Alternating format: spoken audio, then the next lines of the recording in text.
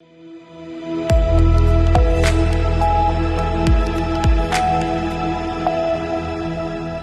देश तुम्हारे बाप का नहीं है, देश 140 करोड़ लोगों का है। वो मस्जिद में पढ़ा जाता है, मदरसे में पढ़ा जाता है, रोड पे नहीं लिखा जाता है। ये तो केवल समाजवादी कांग्रेस ही कराना चाहती है। हम आलम मोहम्मद के आलम राम कहे कुछ के मैं अधिकार मेरा कहने का है। मुसलमानों को थोड़ा सा इस बात से बचना चाहिए कि हम भाजपा की किसी रणनीति में न फंस जाएं। एक थैली के चट्टे बट्टे हैं, कोई किसी से कम नहीं है।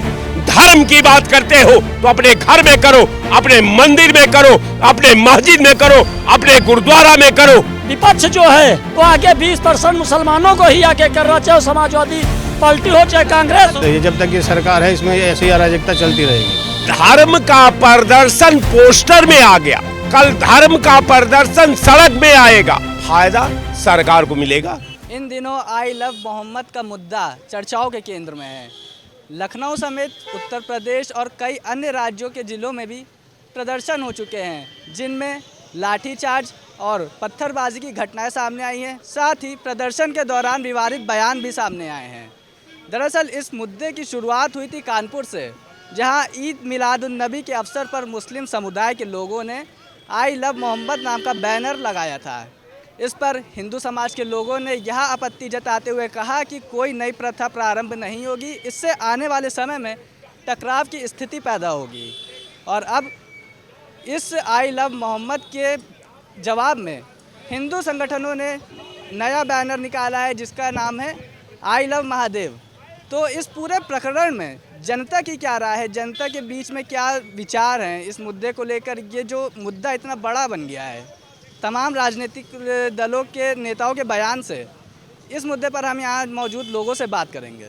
मेरा नाम मोहम्मद तला खान है। तो ये जो आजकल जो चर्चा का केंद्र बना हुआ है आई लव मोहम्मद वाला मुद्दा, क्या ये मुद्दा था या मुद्दा बना दिया गया इसको बड़ा?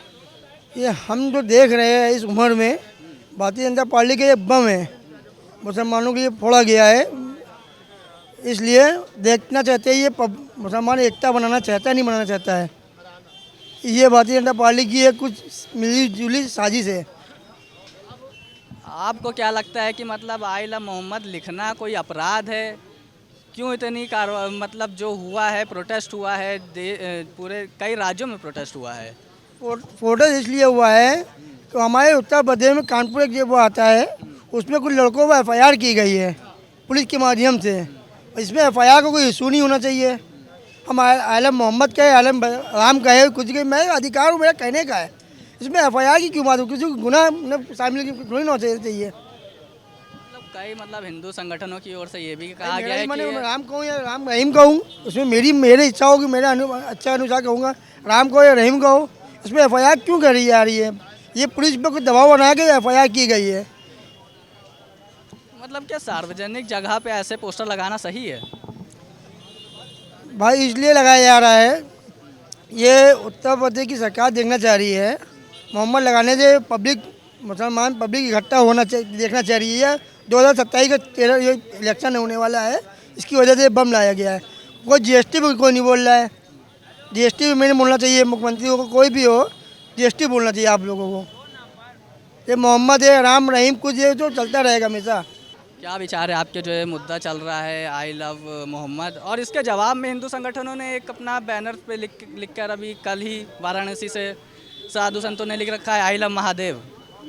क्या इससे कोई माहौल बिगड़ सकता है? सांप्रदायिक जो आपसी सौहार्द होता है वो बिगड़ेगा? देखिए, आई लव मोहम्मद हो या आई लव महादेव हो या आई लव अम्बेडकर हो, सबकी इस देश में अपनी अपनी विचारधारा है। हर आदमी को फंडामेंटल राइट्स हैं कि वो अपनी विचारधारा को फॉलो करे, और जिसको भी वो मानता है, अल्लाह, ईश्वर, भगवान, अम्बेडकर, किसी को भी मानता है, किसी भी धर्म जात पंथ का हो, उसको वो आज़ादी संविधान ने हमारे दी है। तो हम अगर कुछ भी लिख रहे हैं तो इसमें किसी को दिक्कत नहीं होनी चाहिए। और रही बात राजनीति की, तो भाजपा एक ऐसी पार्टी है जो हर मुद्दे पर राजनीति करती है, गंदे से गंदे और अच्छे से अच्छे। तो मुसलमानों को थोड़ा सा इस बात से बचना चाहिए कि हम भाजपा की किसी रणनीति में न फंस जाएं। आप अपने मोहम्मद को प्यार करते हैं या आपके ईमान का विषय है? इसमें दर्शाने की क्या जरूरत है? हाँ, वही मैं कह रहा हूँ, उसको दर्शाने की जरूरत नहीं है। लेकिन कुछ लोग किसी के कहने पे उन चीज़ों को अगर कोई मतलब अनकॉन्स्टिट्यूशन वे में करते हैं तो वो गलत है, चाहे किसी भी धर्म के हों। और बात रही अगर आई लव मोहम्मद या I love Ambedkar, I love Mahadev, वो हमारे और हमारे उसके बीच की बात है। तो मुझे नहीं लगता कि इस पर कोई विवाद होना चाहिए, लेकिन अगर कोई विवाद होता है तो बिल्कुल इसमें कुछ पार्टियां होंगी सपा भाजपा जैसी जो सौहार्द बिगाड़ने का काम करेंगी। तो मुस्लिम समाज को थोड़ा सा इन लोगों से बच के रहना चाहिए, अपनी आस्था जो है अपने तक सीमित रखें, उसको प्रचारित करने से थोड़ा सा माहौल ख़राब हो सकता है। ये सलाह है हमारी, बाकी आप लोग सब स्वतंत्र है, जो जिसकी मर्जी वो कर सकता है। क्या कहेंगे आप, क्या कहेंगे इस मुद्दे पे?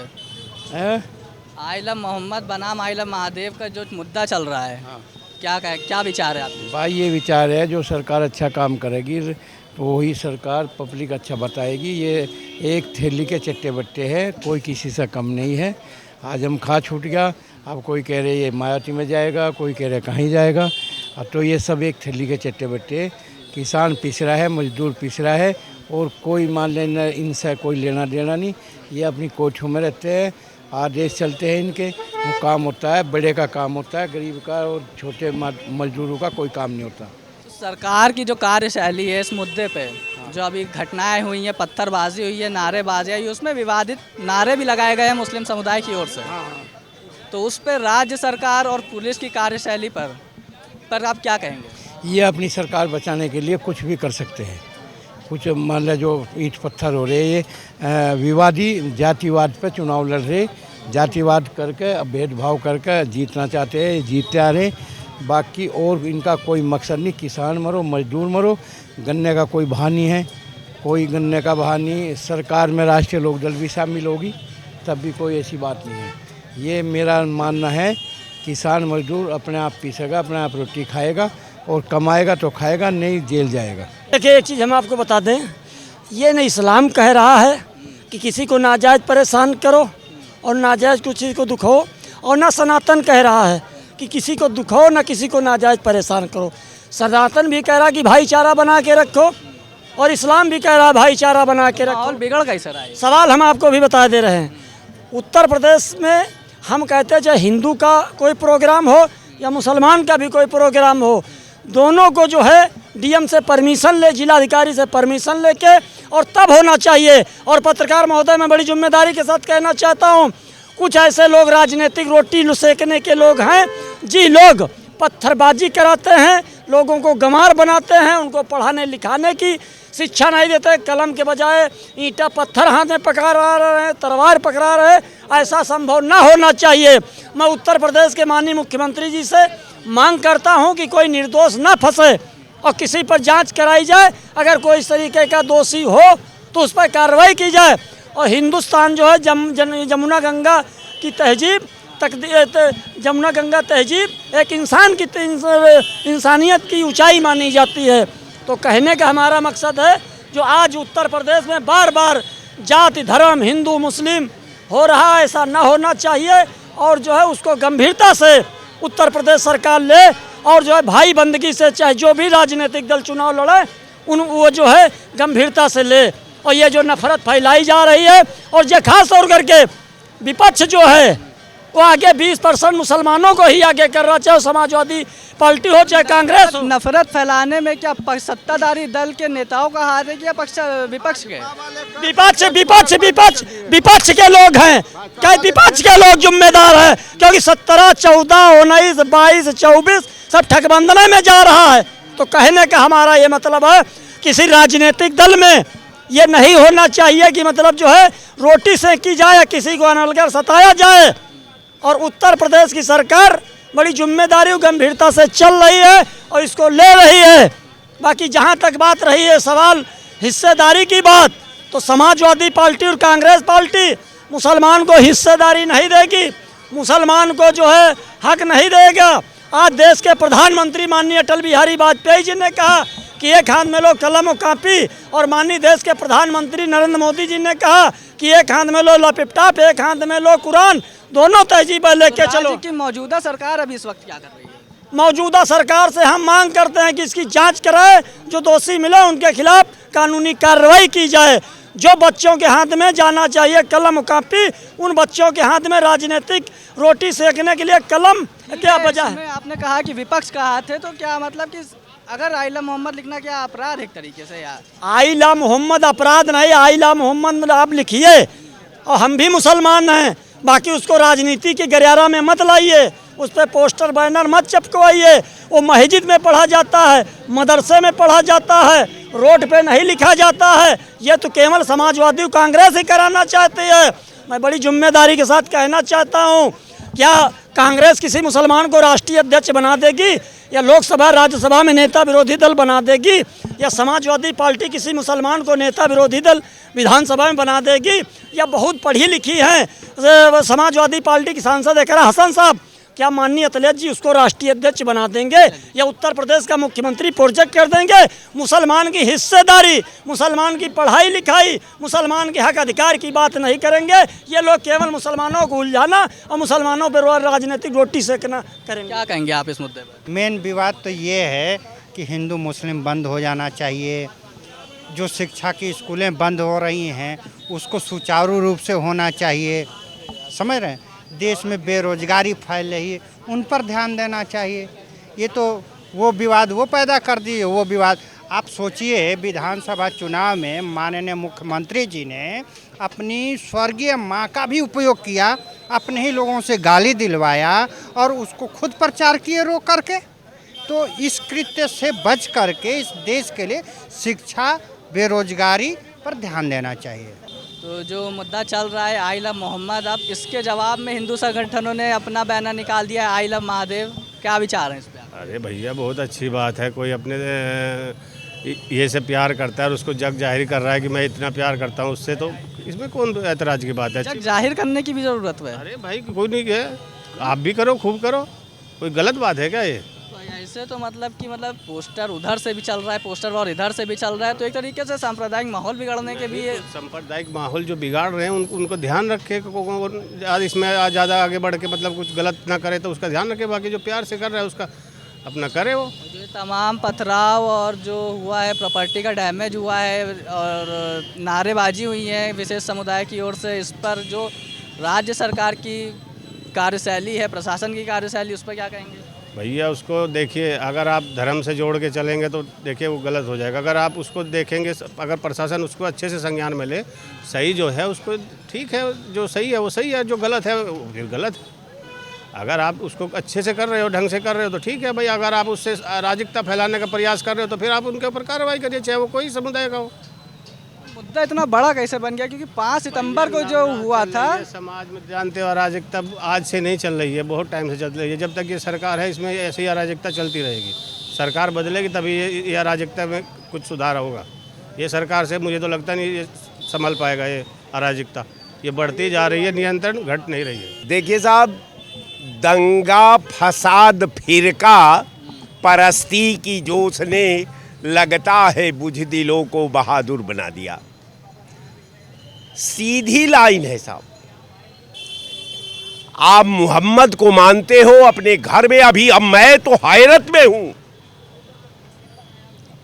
कि धर्म का प्रदर्शन पोस्टर में आ गया, कल धर्म का प्रदर्शन सड़क में आएगा, परसों सड़क का प्रदर्शन सांप्रदायिक रूप में बदलेगा, चौथा दिन एक दूसरे का खून का प्यासा हो जाएगा। फायदा किसको मिलेगा?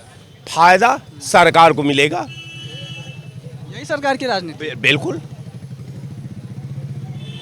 अगर सरकार को नहीं मिलता तो अब तक दोनों के खिलाफ राजद्रोह का धारा लगा करके इनको जेल भेज देना चाहिए। सरकार क्या कर रही है? मतलब ये जो चल रहा है, प्रोटेस्ट चल रहा है कई राज्यों में, तो इसके पीछे सरकार है। बगैर सरकार का पत्ता नहीं हिल सकता। अगर एक पत्ता कोई नहीं हिला सकता साहब, अगर विधा के साथ आप मजाक करेंगे, विधा का उपहास उड़ाएंगे, विधा को दंगा के आग में झोंकेंगे, तो सरकार इसीलिए बनाई गई है कि विधा का रक्षा करे, आवाम का रक्षा करे, सद्भाव का रक्षा करे, एकता की रक्षा करे, अखंडता की रक्षा करे, देश के नौजवानों का रक्षा करे, महिलाओं का रक्षा करे, बुजुर्गों का रक्षा करे। सबका रक्षा करने का दायित्व चूंकि सरकार का है साहब।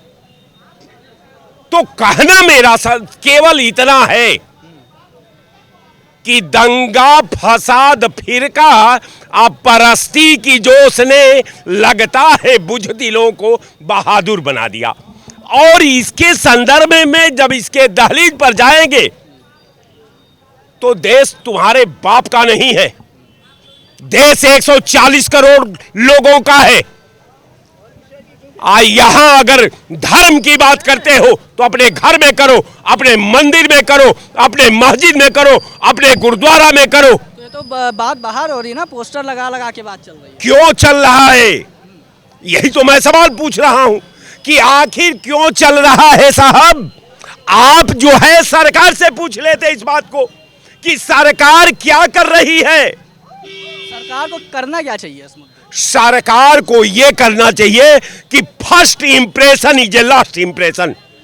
एक बार ऐसे लोगों का गला पकड़ करके मरोड़ दो, कल इकबाल कायम हो जाएगा। आज जब सरकार का कल इकबाल कायम हो जाएगा तो कोई विधा का उपहास नहीं उड़ाएगा, कोई एकता का उपहास नहीं उड़ाएगा, कोई सद्भाव का उपहास नहीं उड़ाएगा।